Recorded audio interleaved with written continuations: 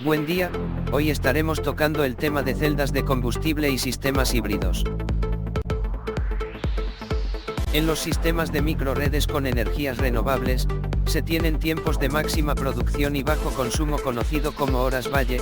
Asimismo, se tienen momentos de baja producción y alto consumo conocido como horas pico. El uso de sistemas de almacenamiento de energías, con las siglas SAE, hace que la curva de consumo sea más plana. Eso quiere decir que se puede tener energía disponible acorde con la demanda. Podemos visualizar la curva de demanda de energía promedio, donde las horas de máximo consumo en un hogar se da entre las 10 de la mañana y las 8 de la noche. Por otro lado, tenemos la superposición de la curva de demanda de energía en un hogar promedio en un día, en la curva color rojo, la curva de producción de energía fotovoltaica, en la curva de color verde, y la curva de entrega de energía, si se usara baterías de almacenamiento, en horas sin luz solar. Ante ello aparece una problemática, que cuando la fuente de luz solar es escasa, no es posible suministrar energía eléctrica, es decir, no es una fuente constante de energía. Ante esto, tenemos una tecnología que ya se viene investigando desde hace unos años y en los países desarrollados ya se encuentra en pruebas. Nos referimos a las celdas de combustible. Estas celdas son unos dispositivos que producen electricidad y agua mediante un proceso inverso a la electrólisis. Elementos básicos de una celda de combustible son dos electrodos, un ánodo y cátodo. Electrolito, que es una sustancia encargada de transportar los iones producidos en las reacciones de tipo redox. El electrolito, a veces se utiliza acompañado de un catalizador. Hidrógeno y oxígeno, utilizados como combustible y oxidante, respectivamente. En el siguiente gráfico, se puede visualizar el mecanismo de funcionamiento de la celda de combustible. En el ánodo tiene lugar la oxidación del combustible, las moléculas de hidrógeno se disocian en protones y electrones. El electrolito permite el paso de los protones, e impide el paso de los electrones. Los electrones generan corriente eléctrica a su paso por un circuito externo. En el cátodo se produce una reacción de reducción, electrones y protones se combinan con el oxígeno para formar agua. Por otro lado, una celda individual genera un voltaje cercano a 1 voltio. Para las aplicaciones que requieren mayor voltaje y alta potencia, se apilan en serie el número necesario de estas celdas para formar una pila de combustible. Características de la celda de combustible. Diferencias entre celdas de combustible y dispositivos de combustión interna. Los dispositivos de combustión interna se basan en la conversión de energía térmica en energía mecánica. La eficiencia de este proceso está limitado por el ciclo de Carnot. En cambio, las celdas de combustible convierten directamente la energía química en energía eléctrica. Desde el punto de vista termodinámico, este proceso es mucho más eficiente. Por otro lado, tenemos las diferencias entre celdas de combustible y baterías. Las baterías son dispositivos de almacenamiento de energía. La producción de energía cesa cuando se consumen los reactivos químicos almacenados dentro de la batería. No pueden proporcionar un flujo continuo de energía eléctrica. En las celdas de combustible, tanto el combustible como el oxidante proceden de una fuente externa y permiten generar corriente eléctrica de manera casi indefinida, en la medida en que pueda suministrarse combustible de forma continuada. Rendimiento de una celda de combustible. El potencial eléctrico ideal generado por una celda de combustible viene dado por la ecuación de Nernst, donde se tiene que E es el potencial eléctrico de la pila en volts, E sub 0 es el potencial redox estándar, o sea a una temperatura de 25 grados centígrados y una concentración 1 molar, R es la constante de los gases 8 y 31 y por kilomol, T es la temperatura absoluta en Kelvin, F es la constante de Faraday y tiene un valor de 96.6 kJ por mol, y C son las concentraciones molares de reactivos y productos. La ecuación de Nernst permite calcular el potencial ideal de una celda de combustible en función de la temperatura y de las concentraciones de reactantes y productos. El potencial real de la celda es inferior al ideal, debido a las pérdidas por polarización, Existen de tres tipos. Una es la polarización de activación, donde algunas reacciones electroquímicas son muy lentas, y requieren una cierta energía de activación entre 50 y 100 milivoltios, para que se produzcan. Otra es la polarización ómica, debido a resistencias eléctricas asociadas a los electrodos, el electrolito y los contactos.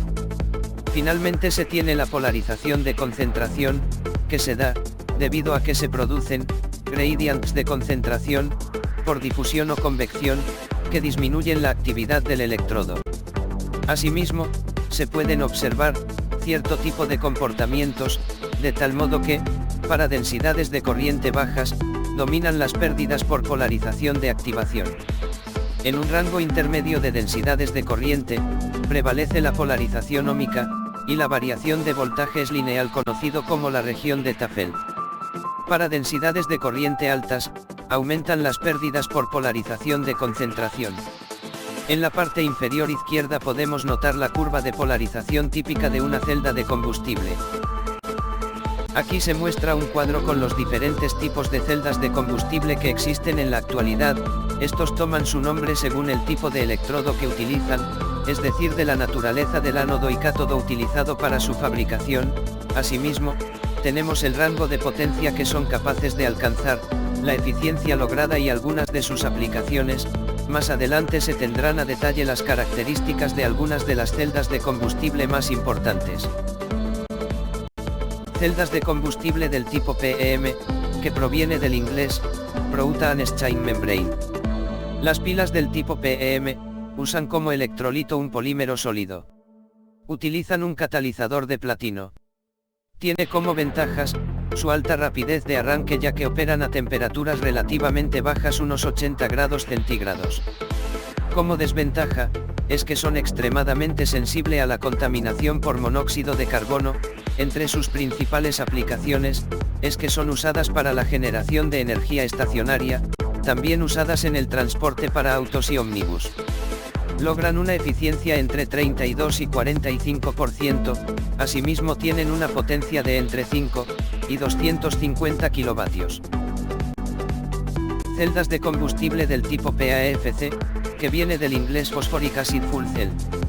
Las pilas del tipo PAFC utilizan ácido fosfórico como electrolito y requieren un catalizador de platino. Este tipo de celdas tiene como ventaja que son menos sensibles a la contaminación por monóxido de carbono en comparación con las pilas del tipo PEM, y, entre sus desventajas, es que son de gran peso y tamaño, son caras entre 3.500 y 4.000 euros por kilovatio.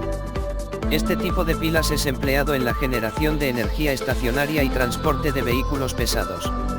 Operan a una temperatura de 205 grados centígrados, logran una eficiencia de entre 36 y 45%, alcanzando una potencia de entre 50 kilovatios y 11 megavatios. Celdas de combustible del tipo AFC, que viene del inglés Alkaline Fuel Cell. Las pilas alcalinas utilizan una solución de hidróxido de potasio en agua como electrolito. Como catalizador se pueden emplear diversos metales no preciosos. Entre sus ventajas, tenemos que alcanza un alto rendimiento y eficiencia. Por otro lado, sus desventajas es que son muy sensibles a la contaminación por dióxido de carbono, tienen una menor duración, debido a su susceptibilidad a ese tipo de contaminación. Este tipo de celdas de combustible son empleados en ambientes donde no hay contaminación por dióxido de carbono, tales como el espacio o el fondo del mar. Estas celdas operan a una temperatura entre 65 y 220 grados centígrados, alcanzando una eficiencia superiores al 50% y una potencia de entre 5 y 150 kilovatios. Celdas de combustible del tipo SOFC, que viene del inglés Solid Oxide Fuel Cell. Estas pilas de óxido sólido emplean como electrolito un componente de cerámica duro y no poroso, no necesitan catalizador, por lo que las hace ventajosas al ser de menor costo. Además, tienen un alto rendimiento en sistemas de cogeneración, es decir, generación de electricidad y calor. Este tipo de celdas son muy resistentes a la corrosión y a la contaminación por monóxido de carbono. Entre sus desventajas se tiene que son de arranque lento, las altas temperaturas afectan a la duración de los materiales de la pila. Estas baterías de combustible son empleadas en sistemas estacionarios. No es adecuada para transportes o sistemas portátiles por un tema de seguridad, por las elevadas temperaturas. Operan a una temperatura de entre 6000 y 1000 grados centígrados, alcanza una eficiencia de entre 43 y 55% con una potencia, entre 100 y 250 kilovatios. Celdas del tipo MCFC, que proviene del inglés, Molten Carbonate Full Cell, las pilas de carbonato fundido, utilizan un electrolito compuesto, de una mezcla de sales de carbonato fundido, dispersas en una matriz cerámica porosa. Como catalizador emplean metales no nobles.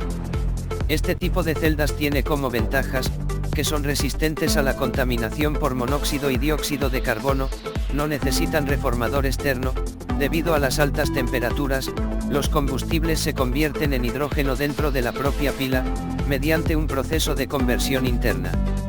Como desventajas, se tiene que el arranque es lento, son de corta duración, las altas temperaturas, y el electrolito corrosivo deterioran los componentes de la pila. Entre sus aplicaciones, estas celdas de combustible se usan en la generación de energía estacionaria. Y operan a una temperatura entre 600 y 650 grados centígrados, logrando una eficiencia de entre 43 y 55% con una potencia entre 0.1 y 2 megavatios. Y por último tenemos la tabla resumen de todos los tipos de celda vistos en el presente vídeo. Los invito a que esta presentación pueda hacer que se siga investigando en esta materia a fin de compartir más información en este ámbito y ver los logros realizados por los diferentes países. Muchas gracias por su atención, y no olviden suscribirse para subir más vídeos. Saludos cordiales.